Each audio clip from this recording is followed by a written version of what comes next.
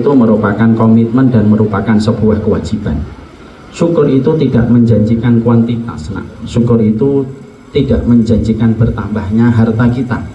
Saya paling tidak setuju kalau setiap narasi agama itu selalu dibawa kepada konteks kaya dan kaya, karena agama kita bukan agama materialisme.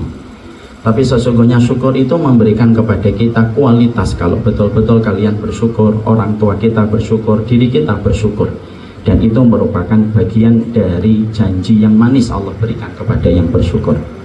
Apa yang Allah berikan kalau kita bersyukur? Saya sedikit cerita supaya bisa menjadi perenungan untuk kita. Syekh Mutawalli Asy'arawi mengatakan kalau betul-betul kita bersyukur, Allah itu akan memberikan kepada kita 4 perkara yang Allah tidak berikan kecuali kepada mereka yang bersyukur. 4 perkara itu apa? Yang pertama, Allah memberikan kepada kita harta yang mengawetkan, dan Allah melindungi kita dari harta yang sifatnya merusak. Harta itu 2, harta yang merusak dan harta yang mengawetkan. Kalau kita memiliki harta 5 juta tapi kebutuhan 3 juta, itu mengawetkan. Kalau kita memiliki harta 4 juta tapi anak-anak kita solih kayak antum, itu namanya harta yang mengawetkan. Kalau kita punya harta cuma 2 juta tapi setiap kita pulang motor kita baru masuk garasi, anak-anak kita menyambut kita, ada yang ngambil kunci, ada yang mengambil tas, ada yang mengambilkan air minum, itu namanya harta yang sifat, itu namanya harta yang mengawetkan di dalam kebaikan, bukan merusak, mengawetkan. Kalau kita memiliki harta cuma 3 juta tapi ternyata istri kita patuh dan qanaah, itu harta yang mengawetkan. Tapi ada harta yang kedua, ada harta yang sifatnya merusak. Harta yang sifatnya merusak itu kadang-kadang banyak, tapi sebagaimana banyaknya air yang tidak memberi manfaat kalau terlalu banyak. Ada yang dapat 500 juta tapi anaknya tidak suka ngobrol dengan bapaknya, itu merusak. Ada yang mendapatkan 3 miliar tapi anaknya sampai 20 tahun tidak bisa baca Quran, itu namanya merusak.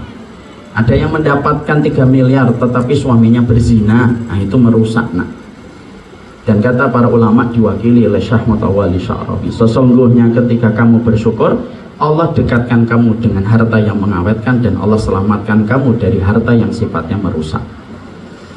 Makanya Nabi tidak pernah menyebutkan jumlah dinar yang beliau minta, tapi beliau selalu menyebutkan makna harta yang beliau minta sebelum matahari menghangatkan bumi dalam zikirnya yang tidak pernah beliau tinggalkan. Allahumma inni as'aluka ilman nafi'an wa rizqan thayyiban. Dan Nabi tidak mengatakan mi'atu dinarin wa alfu dinarin. Nabi tidak pernah minta 100 dan 200, tapi mintanya adalah keberkahan. Yang kedua, kalau kita bersyukur Bapak dan Ibu, Allah akan menjadikan pikiran kita itu tidak lelah, karena ada pikiran yang dibenci oleh Allah. Pikiran yang dibenci oleh Allah itu apa? Pikiran ketika kita menghitung-hitung harta dan tidak ada hentinya, dan sesungguhnya fokus kita hanya menggenapkan yang ganjil. 500 kapan jadi 600, 600 kapan jadi 1 miliar, 1 miliar kapan jadi 2 miliar. Itu pikiran mesum yang dibenci oleh Allah.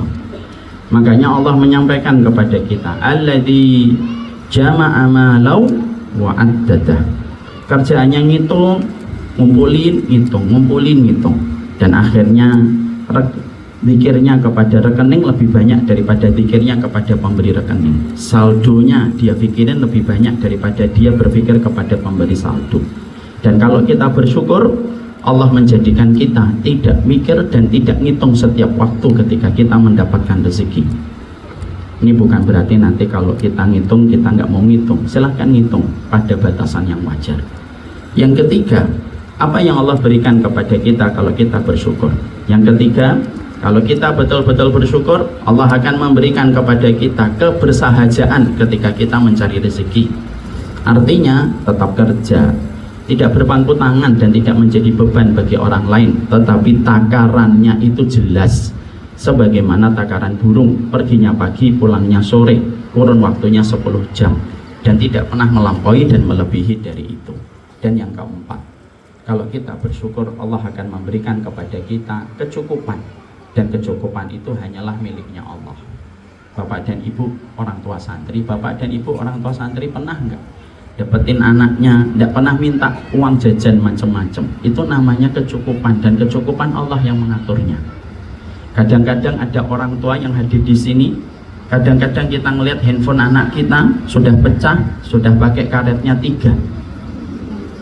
Lalu kita sebagai bapaknya itu mengatakan dan menawarkan, beli handphone yang baru nak, karetnya sudah 3 itu handphone kamu. Kalau ibarat nasi goreng pedes sekali itu. Tapi pada saat itu anaknya mengatakan kepada sang bapak, tidak usah pak, handphonenya masih bisa kepake WhatsApp dan komunikasi. Nah, itu namanya mencukupkan. Makanya kita berharap semoga ketika kita bersyukur, Allah memberikan kepada kita harta yang mengawetkan, dan itu memberikan kecukupan di dalam kehidupan kita. Bukan bahagia yang menjadikan kita bersyukur, tapi bersyukurlah pasti kita bahagia. Seluruh para wisudawan dan wisudawati yang hadir pada kesempatan hari ini, tentunya sebelum saya menyampaikan, beberapa tua itu telah menjadi saksi dan telah dipanjangkan umur sampai akhirnya bapak dan ibu terpilih untuk bisa melihat anaknya itu tumbuh dewasa dan akhirnya telah menyelesaikan salah satu fase di dalam pendidikan di dalam pondok. Pasti segala sesuatu ada hikmahnya. Mari kita jujur, ada banyak tetangga kita yang mereka meninggal dulu jauh sebelum anaknya bertumbuh dewasa. Ada tetangga kita